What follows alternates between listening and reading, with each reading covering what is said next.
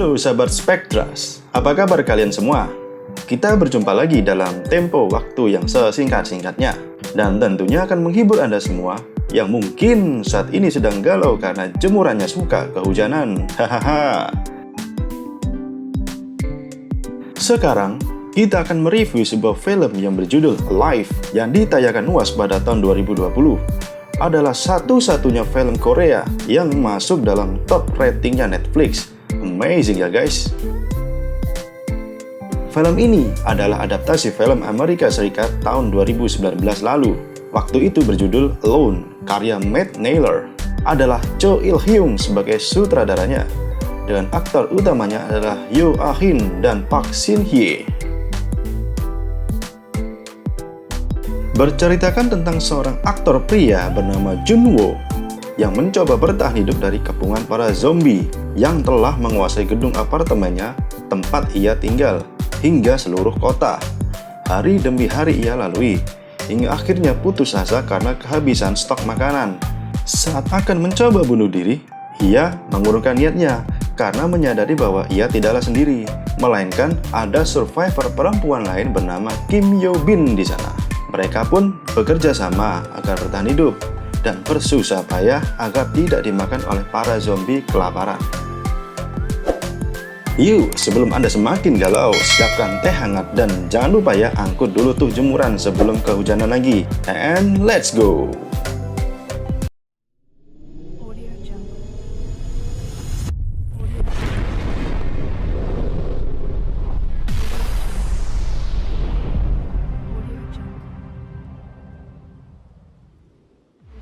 Adegan awal ditunjukkan seorang pria terbangun dari tidur di ruang gaming setnya. Inilah dia, Junwo, sang gamer sejati dengan rekor lost streak-nya yang udah seminggu. Oh ya guys, agar nggak ribet nyebut namanya, maka atas kearifan lokal kita, mari kita sebut saja dia si Jono ya. Setuju kan? Lanjut, saat mabar, dia diberitahu ada keributan di mana-mana. Dan sewaktu Jono cek keluar kamar, ternyata benar. Seluruh warga di sana telah berubah menjadi zombie. Virus zombie ini menular melalui gigitan. Tampak si Jono melihatnya dengan ngeri-ngeri sedap dari lantai apartemennya. Lalu tiba-tiba ada seseorang, sebut saja Parman, yang mendobrak pintu dan nyelonong masuk ke kamar Jono. Dia ngakunya tinggal di kamar sebelah. Karena takut ada salah satu calon zombie, Jono mengusirnya. Tapi telat. Parman terlanjur berubah jadi zombie. Untungnya si Jono berhasil mendorong dia keluar.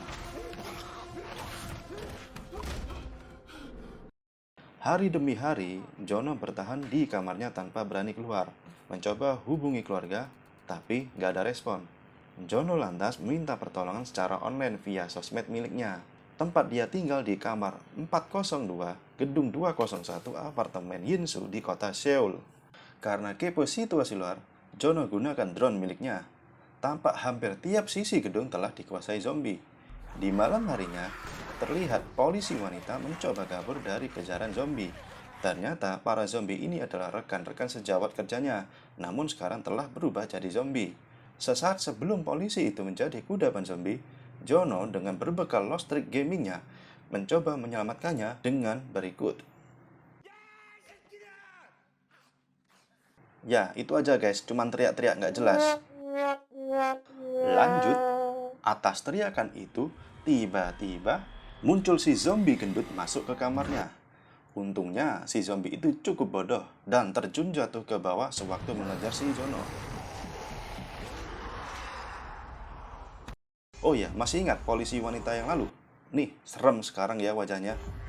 Cepet amat ini virus menguasai tubuh orang. Yang disesalkan atas keributan tadi, stok makanan yang dia simpan sekarang malah terbuang sia-sia. Hampir tiap hari, Jono merekam dirinya sendiri sebagai dokumentasi pribadi.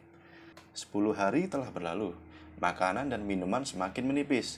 Dan di hari ke-15, si Jono mulai...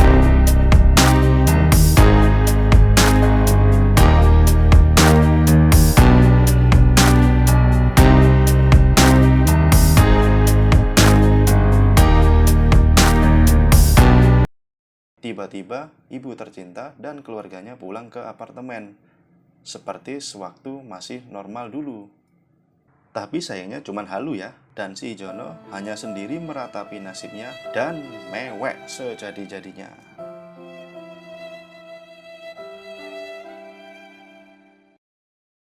Tiba-tiba ada pesan suara masuk dari ibunya. Karena sinyal seluler yang susah, dia nyari dengan berkelantungan di luar kamar. Terdengar bahwa ibunya dan keluarganya telah diserang para zombie. Sungguh sedih hati si Jono mendengarnya.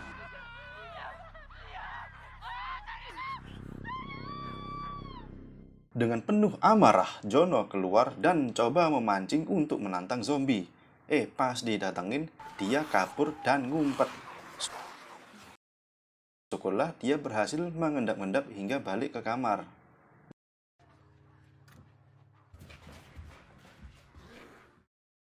Masuk hari ke-20, tampak para militer mulai meledakkan kota yang dipenuhi zombie. Atas ledakan itu, sempat mengenai PLN hingga listriknya padam. Semakin pupus harapannya untuk hidup, karena nggak ada listrik dan juga nggak ada wifi. Jono lantas mengambil jalur cepat, yakni gantung diri. Tiba-tiba ada laser merah menyorot masuk dari seberang gedung. Ternyata itu dari cewek cantik bernama Kim Yo Bin. Atau biar gampang kita panggil saja Mbak Kiki ya guys. Setuju? Lanjut, merasa ada kawan, Jono mengurungkan niatnya untuk bunuh diri. Mbak Kiki ngajak meet up tuh besok pagi jam 7. Terlihat si cewek ini lebih cerdas daripada si Jono dengan memasang perangkap di dalam pintu kamarnya. Namun bodohnya, si Jono besoknya malah bangun kesiangan atau jam 11. Untungnya Mbak Kiki memaafkan tuh dan mereschedule bertemu besok pagi jam 7. Pas lagi komunikasi, tiba-tiba ada tamu tak diundang masuk. Untung aja Mbak Kiki pinter dan si zombie nyangkut di perangkapnya. Bermodalkan kapak yang dia bawa, Mbak Kiki hantam tuh kepala zombie. Menjelang malam, tampak Mbak Kiki meneropong lantai 8 dan sepertinya sangat aman dan sepi dari zombie. Sudah tiba jam 7, sebelum mulai beraksi, si Jono malah kelaparan. Menyadari itu, Mbak Kiki mencoba lemparkan bola baseball dengan seutas tali ke kamar si Jono agar jadi jembatan penghubung untuk mengirimkan makanan via tali. Ternyata kejauhan jaraknya dan lemparannya jatuh di lokasi para zombie berkumpul. Dan benar saja, ada zombie damkar yang menarik tali tersebut dengan sekuat tenaga, yang membuat meja sebagai tumpuan tali menghantam keras Mbak Kiki hingga dia pingsan. Tak hanya itu, dengan bermodal tali, si zombie damkar ini mencoba memanjat ke kamar Mbak Kiki. Panik atas keadaannya, Jono coba mengganggu si zombie dengan drone miliknya. Ternyata dirusak sama si zombie. Untungnya usaha itu memberikan Mbak Kiki waktu untuk siuman. Dan langsung saja dia menebas tangan si zombie damkar. Next, hari-hari berlalu, tak ada lagi makanan yang tersisa. Dan si Jono terpaksa mencari makanan di kamar lain. Sempat ada serangan zombie di sana, tapi untungnya si Jono berhasil selamat. Selain makanan yang diambil, si Jono ambil 2 buah walkie-talkies untuk dirinya dan Mbak Kiki. Mesti tidak bisa video call, setidaknya si Jono bisa dengerin suara indahnya Mbak Kiki. Lanjut, ketika lagi enak-enaknya teleponan, tiba-tiba para zombie ricuh dan berlarian di dalam gedung, melewati kamar mereka. Entah apa tuh pemicunya, mereka pun panik. Mbak Kiki coba ambil kapaknya dan tak sengaja menyenggol dan menjatuhkan rak meja di sana. Hal ini menarik perhatian para zombie menuju ke kamar Mbak Kiki. Baru kali ini ada si Jono cerdas tuh. Dia menelepon kamar sebelahnya Mbak Kiki dan dering teleponnya menarik perhatian para zombie. Next, kita masuk ke adegan heroiknya nih guys. Atas informasi yang didapat kalau lantai 8 adalah zona bebas zombie, mereka pun bersiap-siap ke sana. Aksi seru lebih ditujukan oleh Mbak Kiki. Bermodalkan pengalamannya memanjat Gunung Semeru, dia langsung saja terjun ke bawah dari kamarnya dan menerobos kerumunan zombie di sana. Dibantu oleh Jono di bawah, mereka berhasil kabur dan masuk lift menuju lantai 8.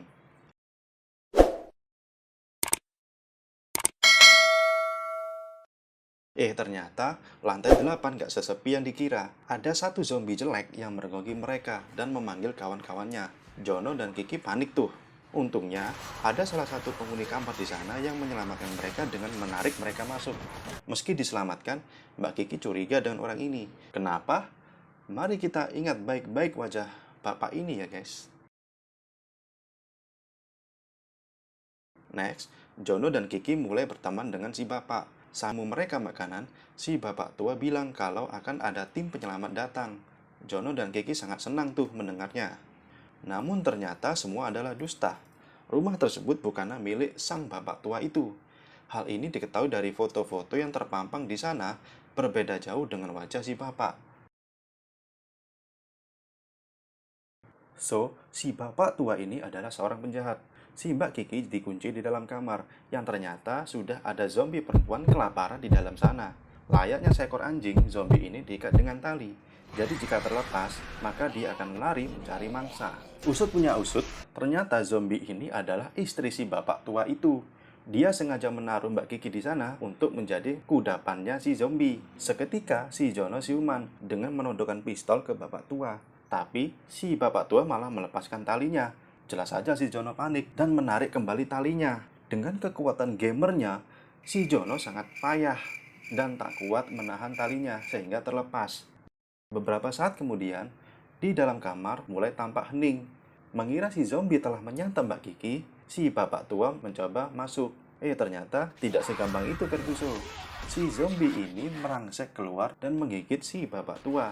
Menyadari si bapak akan berubah jadi zombie juga, Mbak Kiki memutuskan untuk menembak mereka berdua. Suara pistol yang menggelegar terdengar oleh para zombie di sana. Jono dan Kiki sepertinya pasrah bahwa tidak ada lagi harapan mereka untuk hidup. Mbak Kiki meminta Jono untuk menembak dirinya. Tiba-tiba ada suara helikopter di luar. Dengan menerobos kumpulan zombie kelaparan, mereka segera berlarian ke atap gedung agar bisa diselamatkan. Untungnya ada satu helikopter yang datang menyelamatkan mereka.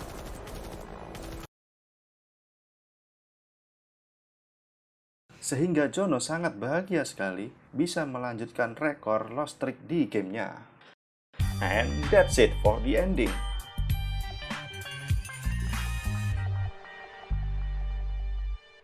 So, what do you think guys? Happy or sad ending? Kalau menurut saya sih, nggak happy-happy amat. Lah, kotanya aja masih terinfeksi, belum ada vaksinnya.